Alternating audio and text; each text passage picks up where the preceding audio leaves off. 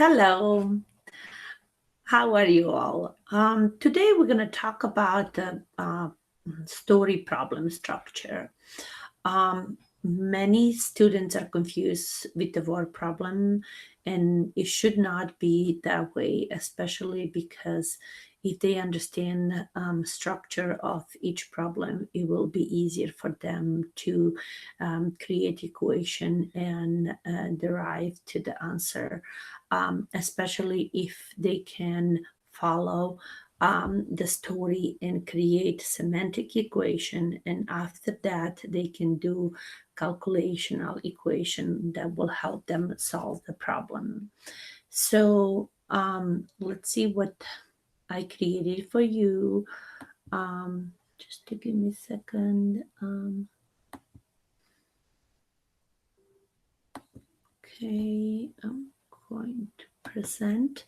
I have here some big ideas about how addition and is connected, and also multiplication problem structure. Um, then also objectives that are in first grade, second, third, fourth, and further also included even fifth and sixth grade, where they using fractions, but they have the structure of it. Let me see. I think I need to start presenting. I forgot that. Pardon. Okay, there you go.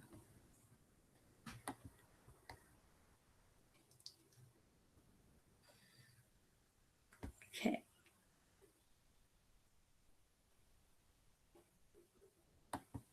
Okay, here you go. Sorry, you didn't see this.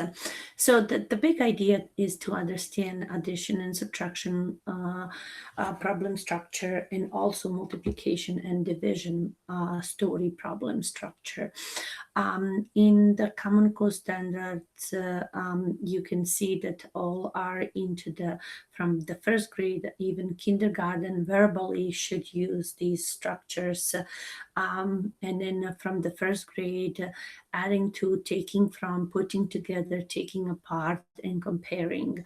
I highlighted all those important words that we will understand later on when we start working on each different problem. All these structure is following all the way through even fifth and sixth grade. It's just when they're using fraction instead of whole numbers. At the end of this Common Core standard, there is on the bottom, you can see tables, and those tables are very important for teacher to understand what they mean by join, separate, part, whole problems, comparison. And it also gives you an addition and subtraction situation, and it tells you what kind of situation each grade level needs to be dealing with, and what they need to master. Here is also a table for multiplication and division structures area, equal groups, arrays area, comparison, and they're also showing you what and when the student needs to master in which grade. I kind of simplified this, so I made it for my second grade teacher, and I made this small table that they can use and that kids can verbally give them problems, such as, for example, if problem is a join, you can have a result unknown, you can have a change unknown, and you can have initial amount or start unknown. So how that looks like is if the student creates the story. I have 7 apples and my friend gave me 3 more. How many apples do I have at the end? I will have 10 apples. Or I have 7 apples and some friends gave me some more. At the end, I had 10 apples. How many apples did my friends give it to me? And then the third is start is unknown. So I had some apples, and my friend gave me 3 more. At the end, I had 10 apples. How many apples I had at the beginning with? So those are kind of questions that students need to figure it out, and these are semantic equation that follow the story. Also separate why the students need to know, because sometimes even though it's subtraction or addition, but you are using, if this initial amount is unknown, then change is known and result is known. So when we talk about this problem, this is semantic equation that, for example, A for apple plus 3 is must be the same as 10. So to get a calculation equation, student needs to use subtraction to solve addition problem. So that's the like main idea of also, for example, in this, when separate problems are, you have 3 different identities, quantities, and then the result is unknown, change is unknown, or the initial amount can be unknown. When result is unknown, most kids can do it very well because that's simple. When change is unknown, it's a bit not as difficult, but it could be challenged. So they need this is semantic equation. 10 minus a is the same as 7. So they needed to know that the total of, you have to have things in order to give away some. So the first initial amount has to be greatest number, and then the rest 2 parts, the ones that you gave away and what you still have, needs to make that initial amount. And then last one is subtraction or a separate problem where the initial amount is unknown, which is total, is the big amount is unknown. So even though it is a subtraction problem, you are solving it as addition, because subtraction is a semantic equation, and then to solve it you need to use computational equation that is addition. Part whole are the parts that are non-moving, like money if you have on a table, and part and part makes a whole. You also, there is 3 different situations, so you can know part and part and you don't know just whole. Then you can know one part and not knowing other parts, and you can know how much is a whole. And then third case is if you know whole and then you don't know either part. So it could be guessing game, what could be, how big each part could be. The last structure for addition or subtraction story problem is comparison. In this case, you don't have a 3 amount, you have only 2 quantities that are comparing, and you can have a small and large value, and then you can find it, and you can also have a difference in between. So small and large, and a difference in between them when you compare them. If difference is unknown, the problem is this easiest, because you take large and you subtract from it small amount and you get your difference. But sometimes these stories are created that a large amount is unknown, and you need our students need to realize that difference is known and small amount is known, and we don't, what they don't know is the large amount, large part. So also this large part can be known and difference as well, and small part unknown. So those are also that they are structured different, and a student should be practicing with these. Here are our multiplication and division different structures where we are using how many groups, and when you use multiplication, you need to read the multiplication symbol as groups of. So 3 groups of 6 in it will be result is unknown, and you know both, you know how many groups, and you know how many is in each group. How different situation in the groups could be is that you could know how many groups you have, but you don't know how many is in each group. And then you can also know the total of so when you have when you know how many groups you have, and you don't know how many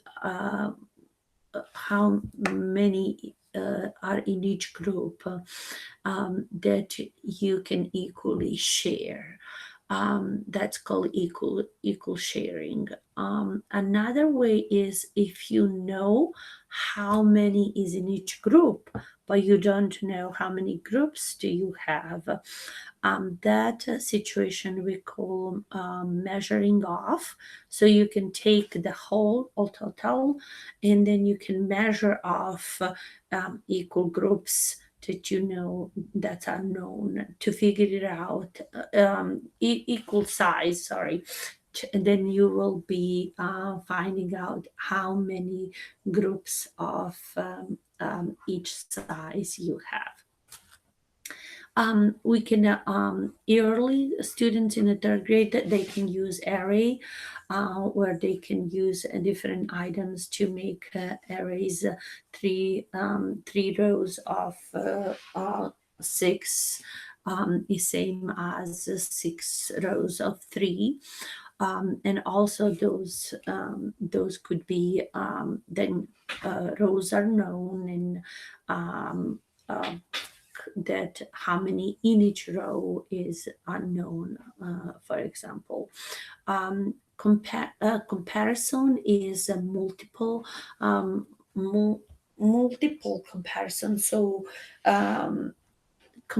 comparison that you say you have one value, and multiple times that same value. So there are also we can go further into it, but I just want to move on and show you all this. You can research a little bit more, and then I'm going to go in depth to explain to you how you can teach students. For example, this is a key for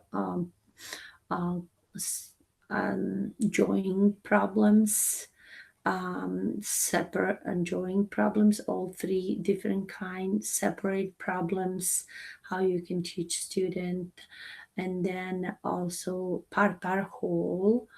um, the idea how you can use maybe manipulatives or drawing to help them understand the structure of the problems. Comparison, when you have a two sets of values, how you can compare, and these are just the keys, but we will explore and do every single problem. And here are also multiplication and division problem, like equal groups, whole unknown, um, or e- mul- or equal group size of group unknown. Um, then you can also have some of those problems are rate problems, dealing with the rate. So here is a comparison. All these are just the key of product unknown, and this is multiplication. So you know the one value, and then multiples of that same value are involved. So all that through the bottom, and some of the fifth graders they should use is also multiplication with the area model, which you can have the linked and width known, and then area is unknown, where you can have area could be known, but the linked or width could be unknown, one of these. So then that's your semantic equation, and then computational equation would be division. This is a multiplication problem, but answer is in division, by using computation to find answer with division. Also array model, then you can use combinations problem, are having only Arizona has that PO, and usually it's involves combination. If you have a pairs of jackets and pants, and what combination, or combination for the if you toss the coin and you toss the die, how many combinations do you have? So that's just the first part of, and then I'm going to start with explaining to you how you can teach um, story problem structure just on the these. So here are this is the first problem, and when you think about, you can think of information that follows the story. Nayeli has $8. So Nayeli has $8. Alexia gave her 6 more. So Alexia gives her 6 more. How many dollars does Nayeli have altogether? Use model below to show your work, and use D for unknown dollars. So this is for small young students. So it's a 2A. So we can use this by making a semantic equation. We have Nayeli has $8. And since Alexia gave her more, that means we can use addition to it. She gave her 6 more. So we're going to use 6 more. And then so initial amount is known, change is known, and result is unknown. So instead of this is our question mark, so we can use the variable which is D for dollars, and we don't know how many Nayeli has all together how much altogether. So we know that $8 and $6, they have to be together at the end, because equal sign means D has to be the same as 8 and 6 together. So if I just use like dots, I can do 2, 4, 6, 8. And then I can use this 6, 1, 2, 3, 4, 5, 6. They both has to be um, in the answer. So here I have 1, 2, 3, 4, 5, 6, 7, 8. I'm going to take these 2, 9, 10. So I can create that I have this amount right here, and this 6 is right here, and then they all make 110 and 4 more. So my answer is 14. So if you look as equation, 8 plus 6 equals D. So 8 plus 6 is 14. D is equals 14. It's important that kids understand that it doesn't matter if it's D equals 14 or 14 equals D, because this means 14 is the same as D, or D is the same as 14. So we can use that as to mention that this is just the same as that. Okay, another example we have. Eva had 8 stickers, and Karina gave her some more. We don't know how many is some. So we don't know. Some is just a word. It does not tell us how many do we. So we can put our semantic equation as Eva has 8 stickers, and Karina gave her some more, which as for the sticker, we don't know. But we know that Eva has 12 stickers all together now. So we know that Eva altogether has 12. So how we can see, we know that in whole we need to have both part 8 and the missing number of the stickers. So if I take this and make 8, 1, 2, 3, 4, 5, 6, 7, 8, I know that in 12 I need to have 8, 2, 4, 6, 8, and then everything else that is more than 8, it will be the missing number. So 8, 9, 10, 11, 12. I have reached the 12. So I can see that this part is my known number, 8, and then this part is my unknown number, which is 4. So we can say that Karina gave her 4 more stickers. If we look at as our equation, we can say 8 plus s must be the same as 12.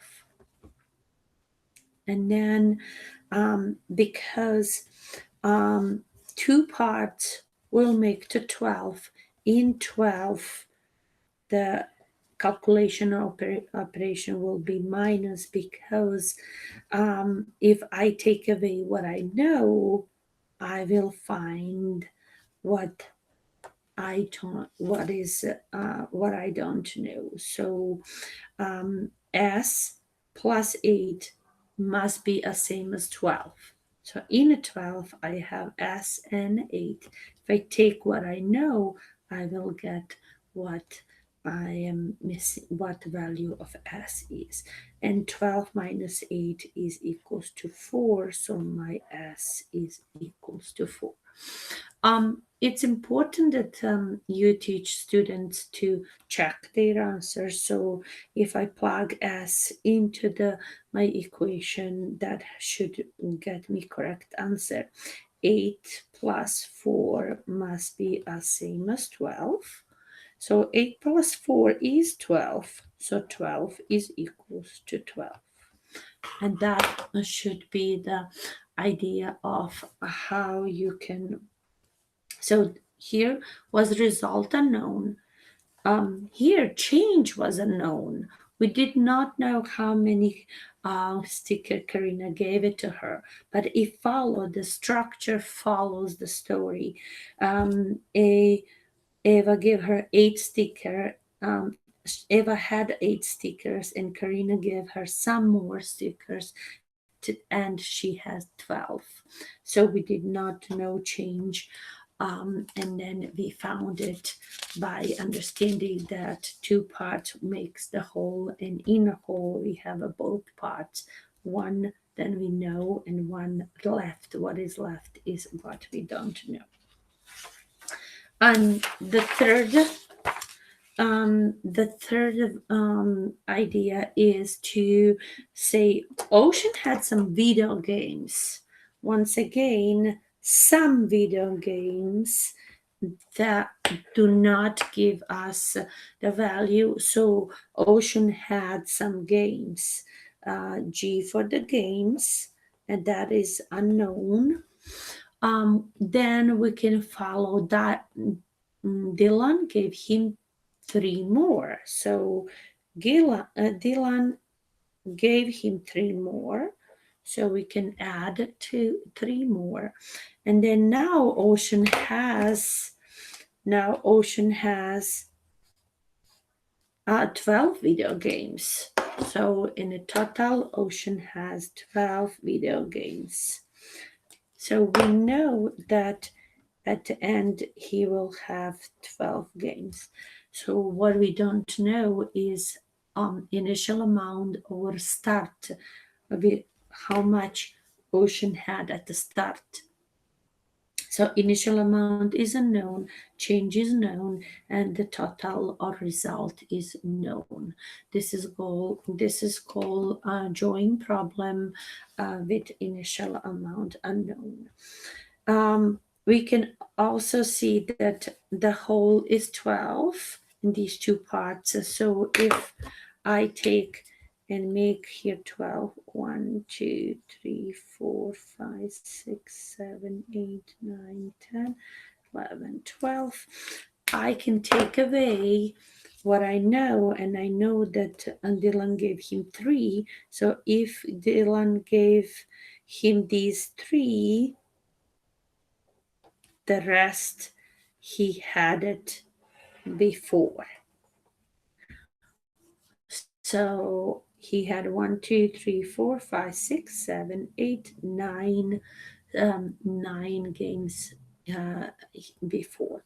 If we looked at as G plus 3 must be the same as 12, we know that this is semantic equation, and then calculational would be if I have a total and I take away the part that I know, I will get my unknown number. So 12 minus 3 is a 9, and 9 equals G. We can put that back into equation to check our answer. So 9 plus 3 must be the same as 12. And 12 is same as 12. And that could be a three kind of join problem. One with result unknown, sorry, result unknown, the second change unknown, and then the third one initial amount or start number is unknown. Okay, so now we're going to talk about um, separate problems, and the separate problems are the story is like division, but it could be to solve it you can use addition, to think addition. Dominic has a $12, so we have information. Dominic has $12. He has $12. He gave $4 to Jose. He gave $4 to Jose. Because he gave away, we're going to use subtraction symbol. And then how many dollars does Dominic have now? So Dominic had 12. He gave it to Jose. And the question mark of D as a dollars is a no. We don't know how many dollars does Dominic has now. So we can see that the total in subtraction, you have to have a greater amount. In order to give something, you have to have it. So the 1 2 3 4 5 6 7 8 9 10 11 12. He had a 12, and he gave away 4 to the friend, and that is what he has left, which is 1 2 3 4 5 6 7 8. He has 8 left. We can also see it as 12 minus 4 equals D, and that is 8 equals D. 8 equals D. This is the easiest because the structure is result is unknown, initial amount known, change known, result is unknown. This one is with Hector has its change unknown, because here I noticed that the sum Hector has 15 books. So Hector has 15 books. And this should be give away sum. And sum is unknown. And for B for books. Now he has 8 books. Okay. So the total that he had, he gave some, we don't know how many, and at the end he had 8. So if we think about books as a 15, 2 3 4 5 6 7 8 9 10 11 12 13 14 15 books he had, and then he gave some. We don't know how many, but we know how many he had left. So when we separate 8 that he had, 1 2 3 4 5 6 7 8, 8 that this is how much he has left. We will figure it out how many he gave to Alexis. 1 2 3 4 5 6 7. So B must be 7. And then this should be here. So if we look that as our semantic equation, we can say 15 minus B is same as 8, must be equal to 8. So what number when you subtract from a 15 will give me 8 as a result. So we know that the um, the whole is 15, and when we take away how much he have left, we will figure out what is missing number, how much he gave to Alexis. So 15 minus 8 equals 7. So we assume that 7 books he gave to Alexis. We can check 15 minus 7 is same as must be 8. So this side of equation is 8 and this side. So 8 is equals to 8. So our answer was correct. Um, this is third, and in this case, initial amount is unknown. So Aiden has some toy cars, some. We don't know how many. So the T for the toy cars. He gave 6 toy cars to Angel. So he gave him 6. Now Aiden has 6 cars left. So the question, how many toy cars did Aiden have to begin with? Because he gave some to Angelo and he had 6 left. So the question is, how many is he had at the beginning with? And we know that that here this initial amount has to be the greatest amount, and it's made of the part that it is given and part that it's left. So if we know these two, we can make 1, 2, 3, 4, 5, 6. 1, 2, 3, 4, 5, 6. So part that is given and part that is left all together will make the start number. So it will give us the 6 plus 6, which is 12. And then if we looked at t, minus 6 must be the same as 6. So we can see that if that t is equal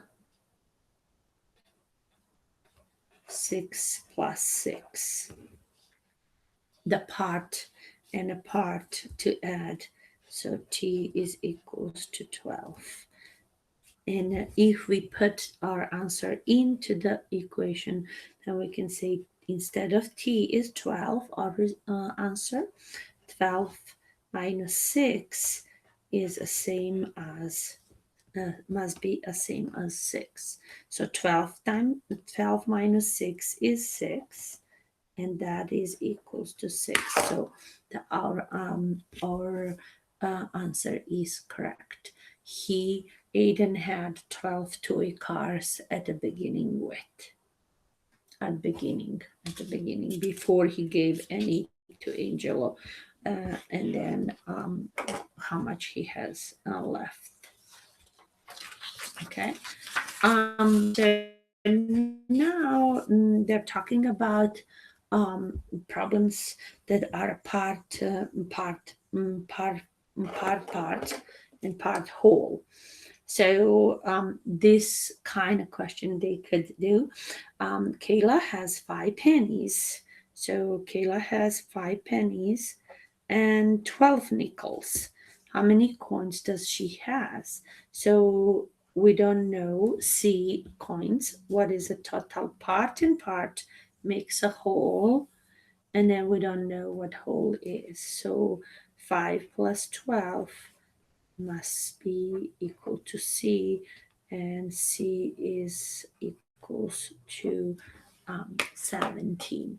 Of course, you can add as a little children, they like to do that. So 1, 2, 3, 4, 5, and then 1, 2, 3, 4, 5, 6, 7, 8, 9, 10, 11, 12. And then you can add them all together, and that would be the whole that you have. The other is when one part is unknown, but you know the whole. So Zenaida and Angie put $12 in the piggy bank. They both together they put $12 in. Zenaida put $4. If this is Z, Zenaida, she put $4. And then Angie, how many dollars Angie put in? So Angie is unknown. We can put D dollars, and that is we don't know how much money Angie put, but we know that both together makes 12. So we can say 4 plus D, it must be same as 12. And then when we know the total and take away part, then we know we're going to find part that is missing. So 8 is equals to D, and we can put 4 plus 8 is equal to 12. 12 is equal to 12, or our parts are our equation is correct. Okay, so if we move to the next is the third, also students should know the different combination for a number. It seems like this is a small number, but still Cameron has 6 buttons. Some were green, some were purple. So if it's 6 buttons total, and some were green and some were purple, we can see the combination of it could be 1 green and 5 purple, or it could be 2 green and 4 purple. It could be 3 green and 3 purple. It could be 0 green and 6 purple. And also you can think about other idea. Then you can switch numbers around, so you can have a 4 and 2 the opposite sides. It's just an idea. If I did like 5 of these and 1 of those, that could be a 6. But the kids can of course make but they were green, for example, and purple. This is pink, but that's okay. So we can use the dots 1, and then they can visually see 1, 2, 3, 4, 5. Here's the 2, 1, 2, 3, 4, and 2. So they can see that the different combination of making a same number in order. It could be larger and different numbers that you can give it to them. And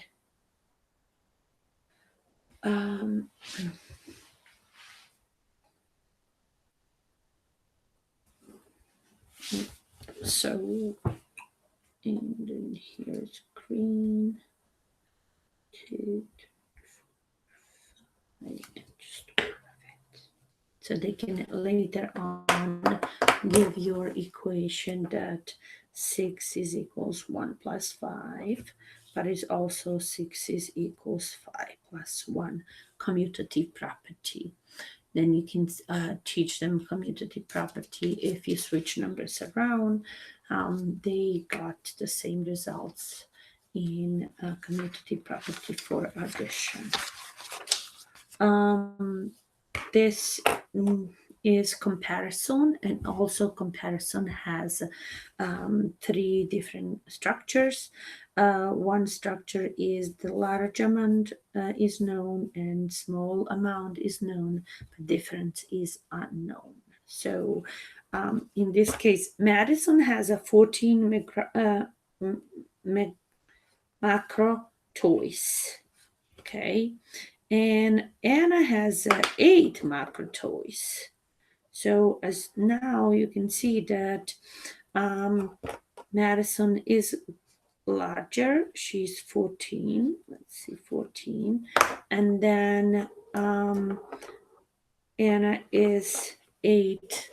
She's so we can, the difference is unknown, and then T for toys, we can use it. Kids can do the comparison by using the dots. So if I take 1, 2, 3, 4, 5, 6, 7, 8, 9, 10, 11, 12, 13, 14, for example, have 14 dots, and then Madison, Anna has also 1, 2, 3, 4, 5, 6, 7, 8. They can figure it out the difference because they're here, they're same till here, and that how much more the Madison has than than Anna, and they can figure it out. That's 1, 2, 3, 4, 5, 6 more. So Madison has a 6 more. So difference is unknown. So we can say that 14 minus 8 must equal T, and then the T is 6 is equals to T. Okay, next problem is Mackenzie has 4 more hair clips than Kayla. So Mackenzie has 4 more hair clips than Kayla. So we know the difference, and that is a 4 in between large and small. Kayla has 16. How many hair clips does Mackenzie have? Mackenzie has 4 more clips than Kayla. Kayla has 16. So we have a small 16, and the large is unknown because M for Mackenzie, K for Kayla, D for difference, or hair clips also. It could be H as well. So that's unknown. That's known. So Mackenzie has 4 more clips than Kayla. Kayla has 16. So 16 plus 4 must equal to Michaela, or hair clip for Michaela. So Michaela should have 20 hair clips. So hair clips is 20. So if we try to draw a picture of it, we can see that Michaela had 16. So if I take here 1, 2, 3, 4, 5, 6, 7, 8, 10, 11, 12, 13, 14, 15, 16, and she has Mackenzie has 4 more hair clips than Kayla. So Mackenzie has 4 more, so she has same amount plus 4 more. So if I think about this, Mackenzie will have 4 more. 1, 2, 3, 4 more, and then same amount as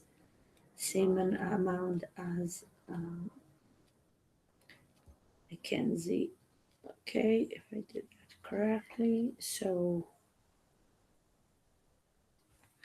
that would be this is 4 more, and this is 16.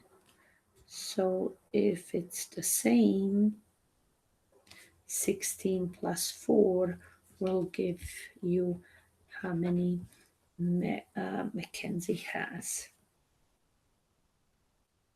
and Kayla. And then this is a D as a difference in between them. Okay. So I hope that helps. And then last but not least, example for the second grade story problem structures is Tyler has 5 more marbles than Joel. So again, have 5 more. This is a 5 more marbles tells that one person has more than another. So the difference is known. The difference is known. And then Tyler has 13 marbles. So Tyler has 5 more marbles than Joel. Tyler has 13 marbles. So the large amount is known. And then that's T for Tyler. And Joel is unknown. Small amount is unknown. So when we think about this is no, and we don't know, we can use that. We know that Tyler has 13. 1, 2, 3, 4, 5, 6, 7, 8, 9, 10, 11, 12, 13. 13 Tyler has, and that is 5 more than Joel. So if we take 1, 2, 3, 4, 5 more than Joel, we will see that this is how much Joel has. So Joel has 1, 2, 3, 4, 5, 6, 7, 8. And Joel has 8 marbles. So how we set equation is Tyler has 5 more marbles than Tyler has 13. So Yael plus 5 must equal 13. So 13 minus 5 is same as Yael, and Yael is equal to 8 marbles. Marble we can add check. 8 plus 5 is same as 13, and 13 is same as 13. So both sides are equivalent. 8 and 5 are same as 13 in. So that was just story problem structures for addition and subtraction. Next time we're going to do story problem structure for multiplication. I hope you like that. Okay.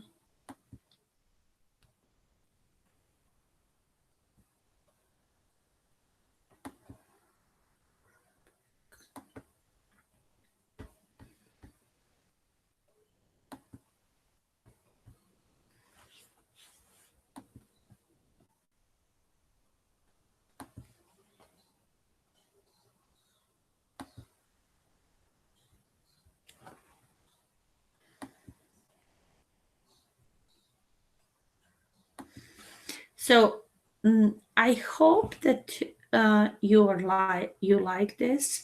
It takes practice, but it's so important that the teacher understand that story problem structure can be taught from kindergarten, first grade, second grade, and move on up. And it's important when they read a question, they can see right away what kind of problem it is. Is it join? Is it separate? Is it par whole? Is it comparison? And then they can follow the structure of the story first to create that semantic equation that follows the story, and then after that they were derived to the computational equation that will they will solve it, and that will make sense more to the students when they know, and also to the teacher as well, and they will be able to understand the different structures, and when it's result unknown, when it's change unknown, when it's starting or initial amount unknown, and then how to approach that and explain to the students. I hope you like it. So have a good night, and thank you so much for being with me.